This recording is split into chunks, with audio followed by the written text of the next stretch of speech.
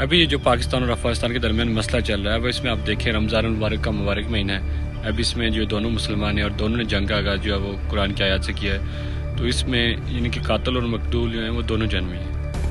اب اس میں ایک دوسرے کو کوئی مارتا ہے, ایک دوسرے کو مارا ہے. سب سے بہترین چیز ہے ٹیبل ٹاک, ٹیبل پہ بیٹھیں اور بات کریں. ان سب جھگڑوں کے پیچھے آپ دیکھیں تو کہیں نہ کہیں اسرائیل کی سازش ہوتی ہے, یہودیوں کی, امریکنز کی, ان کی سازش ہوتی ہے, انڈیا کی. ان سب کو یعنی کہ آپس میں لڑایا جائے.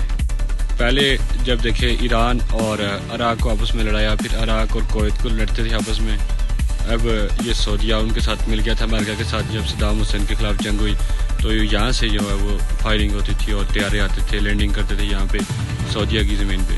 تو آپ یہ چیک کریں کہ پہلے تو آپس میں ایک دوسرے کو لڑایا جاتا ہے, مسلمانوں کو پہلے دو کنٹریز کو آپس میں لڑایا جاتا ہے. پھر جب وہ ویک ہو جاتی ہیں پھر خود ان پہ اٹیک کر لیا جاتا ہے. تب ایران ان کا بڑا حمایتی تھا جب یہ صدام حسین تھا. اب ایران کی یہ مخالف ہو گئے. ان کو چاہیے صرف لوگوں کو مارنا بس.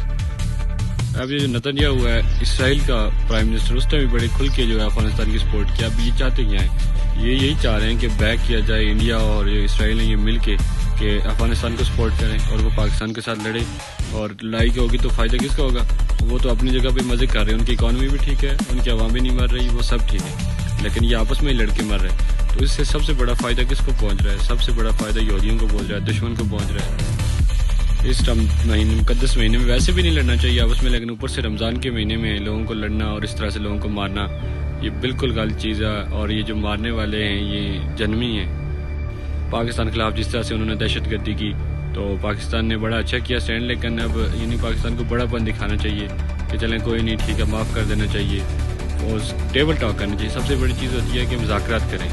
یہ سب چیزیں چھوڑ دیں, مذاکرات کریں. لڑنے سے یا اس طرح کے کام کرنے سے کوئی فائدہ نہیں. اس طرح سے اور ویکنس آ رہی ہے, اس طرح سے کوئی فائدہ نہیں ہوگا لڑنے سے. ان کو چھوڑ دینا چاہیے. ٹھیک ہے انہوں نے دہشت گردی کی ہے, پاکستان نے بڑا اچھا کیا, دہشت گردوں کے ٹھکانوں پہ حملہ کیا.